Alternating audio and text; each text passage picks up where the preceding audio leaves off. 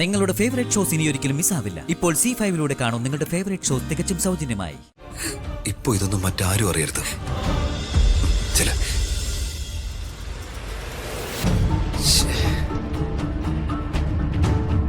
ഈ കുരിശിനെ എങ്ങനൊന്ന് ഒഴിവാക്കും? അതിനൊരു വഴി തെളിഞ്ഞ് കിട്ടണേ എന്റെ ദൈവമേ.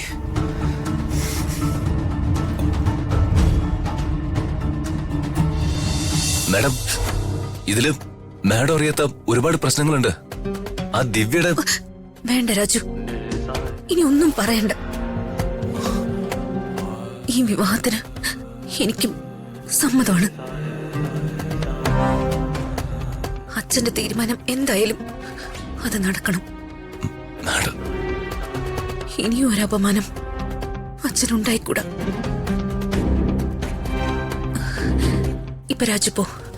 കുറച്ചു നേരം എനിക്ക് ഒറ്റയ്ക്കിരിക്കണം.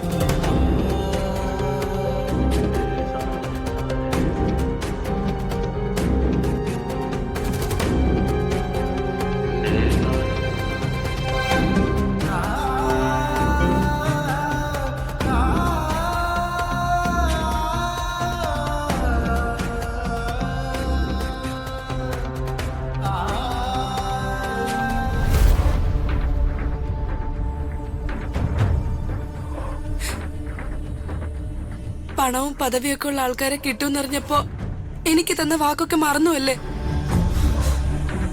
ഇവിടെ നടക്കുന്നൊക്കെ നീയും കാണുന്നതല്ലേ? ഈ വിവാഹ നിശ്ചയത്തിൽ എനിക്കെന്ത് റോളാ ഉള്ളത്? അമ്മയും അമ്മാവനും കൂടി എടുക്കുന്ന തീരുമാനമല്ലേ? എനിക്ക് എന്ത് ചെയ്യാൻ പറ്റും? എതിർത്ത പിന്നെ ഞാനിവിടെ ഉണ്ടാവുമോ? എനിക്കൊന്നും ചെയ്യാൻ പറ്റില്ല ദിവ്യ. അപ്പോ എന്റെ വയറ്റിൽ വളരുന്ന കുഞ്ഞിനെ ഞാൻ എന്ത് ചെയ്യണം? അതെങ്കിലും ഒന്ന് പറഞ്ഞതാ. ആ കാര്യത്തില് നമുക്ക് മുന്നിൽ ഇപ്പോ ഒരു വഴിയേ ഉള്ളൂ. എന്ത് വഴി? വഴി അബോർഷൻ. അതേ ഉള്ളൂ വഴി. എന്റെ കുഞ്ഞിനെ കൊന്ന അതിന്റെ കൂടെ ഞാനും ചാവും. നോക്കിക്കോ. ദിവ്യ, അരുതാത്തൊന്നും നീ ചിന്തിക്കണ്ട. എന്തെങ്കിലും ഒരു വഴി തെളി. നിന്നെ വഞ്ചിക്കാനോ ചതിക്കാനോ ഞാൻ ഉദ്ദേശിച്ചിട്ടില്ല. പക്ഷെ അമ്മാവനും അമ്മയും കൂടി ഒരു കാര്യം നിശ്ചയിച്ചാ അത് ധിക്കരിച്ച് നടക്കാനൊന്നും എനിക്കാവില്ല. അത് നീ ഒന്ന് മനസ്സിലാക്ക്. നീ തൽക്കാലം പൊയ്ക്കോ. ഇപ്പോ ഇതൊന്നും മറ്റാരും അറിയരുത്. ചില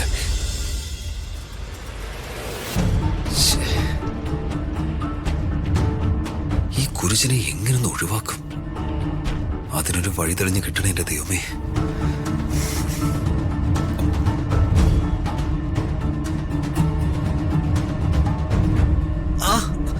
അമ്മയോ?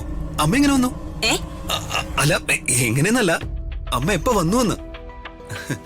ഞാൻ വന്നത് എപ്പോഴെങ്കിലും ആവട്ടെ. ആ അടുക്കളക്കാരി പെണ്ണുമായിട്ട് നിനക്ക് എന്താടാ ഏർപ്പാട്? അവളുമായി എന്താ നീ സംസാരിച്ചോണ്ട് നിന്നേ? ഓ, അവളൊരു ഏണും കൊണ്ടും ഇല്ലാത്ത പെണ്ണാണെന്നേ.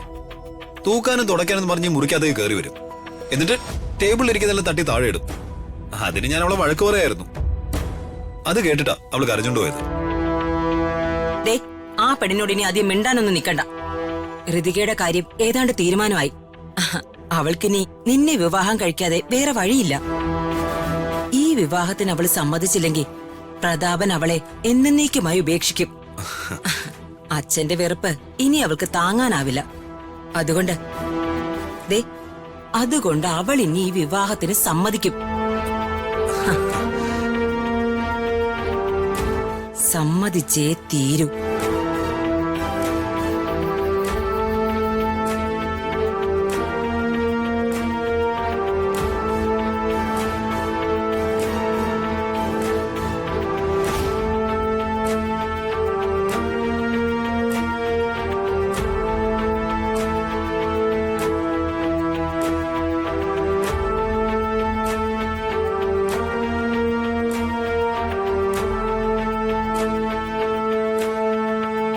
എന്താടാ മോനെ, ഞാൻ കുറെ നേരമായിട്ട് ശ്രദ്ധിക്കണു.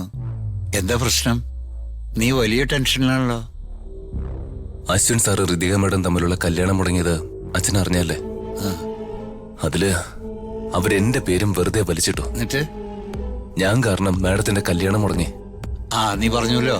ഇപ്പൊ എന്താ, വേറെ എന്തെങ്കിലും പ്രശ്നമുണ്ടോ? വർമ്മ സാറിന്റെ ചേച്ചി ഈ അവസരം മുതലാക്കി അവരുടെ മകനുമായി ഋതിക മാഡത്തിന്റെ കല്യാണം പറഞ്ഞുറപ്പിച്ചിരിക്കുന്നു. ആ തലതിരിഞ്ഞ ചെറുക്കനുമായിട്ടുള്ള കല്യാണം വർമ്മ സാർ സമ്മതിച്ചോ? അതേന്നെ. വർമ്മ സാറ് പറഞ്ഞുറപ്പിച്ചതുകൊണ്ട് ഋതിക മാഡത്തിനും അതിൽ നിന്ന് പിന്മാറാനാവുന്നില്ല. നല്ലൊരു കുഞ്ഞാ, എല്ലാരോടും കരുണയുള്ള കുഞ്ഞ്. ആ കുഞ്ഞിന് ഇങ്ങനെ ഒരു ഗതികേട് വന്നുകൂടാ മോനെ. എന്ത് വില കൊടുത്തിട്ടായാലും ഇത് മുടക്കണം. വർമ്മ സാറിന്റെ തീരുമാനത്തെ എങ്ങനെയാലും തിരുത്തണം. ഞാൻ ശ്രമിക്കുന്നുണ്ടച്ചാ, പക്ഷേ എളുപ്പമല്ല.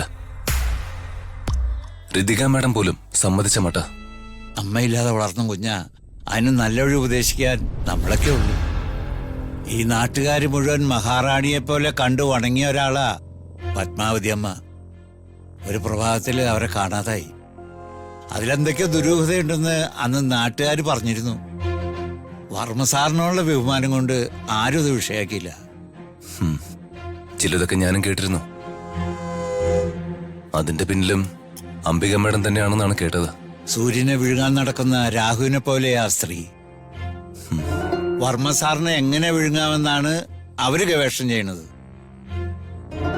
ഈ കൂട്ടരിൽ നിന്ന് ഋതിക മാഡത്തെയും വർമ്മ സാറിനെയും രക്ഷിക്കേണ്ടത് നിന്റെ ഉത്തരവാദിത്തമാണ്. പറ്റുന്ന വിധത്തിലൊക്കെ അവരെ സഹായിക്കേ, പുണ്യം കിട്ടും. ശരിയച്ചാ.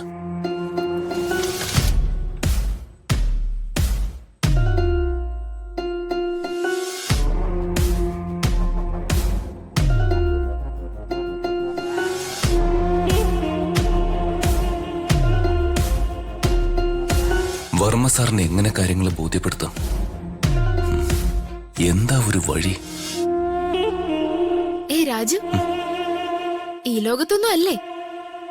എന്തോ വലിയ ചിന്തയിലാണല്ലോ. എന്താ കാര്യം? നീ അറിഞ്ഞില്ലേ ഋതിക മാഡത്തിന്റെ കാര്യം? ഏത് നേരത്തൊരു ഋതിക മേഡം എന്തിനാ ഇങ്ങനെ ഏതു നേരവും അവളിങ്ങനെ ഓർത്തോണ്ടിരിക്കുന്നേ? രാജുവിന് ചിന്തിക്കാൻ മറ്റൊന്നുമില്ലേ? മറ്റാരെ കുറിച്ചൊരു വിചാരവും ഇല്ലേ? എന്താ രാജുവിനോട് പ്രേമാണോ? പൊക്കോണം കൺമുമ്പിന്ന്. പ്രണയം പോലും. മനുഷ്യനിങ്ങനെ മുള്ളിന്റെ മുന്നേ നിൽക്കുമ്പോഴാ അവളുടെ ഒരു. എന്നെ കൊണ്ടൊന്നും പറയിപ്പിക്കരുത് രമേ. ദൈവം നീ പോ. വല്ലാത്തൊരവസ്ഥയിലാ ഞാൻ. ശല്യപ്പെടുത്താതെ പോ.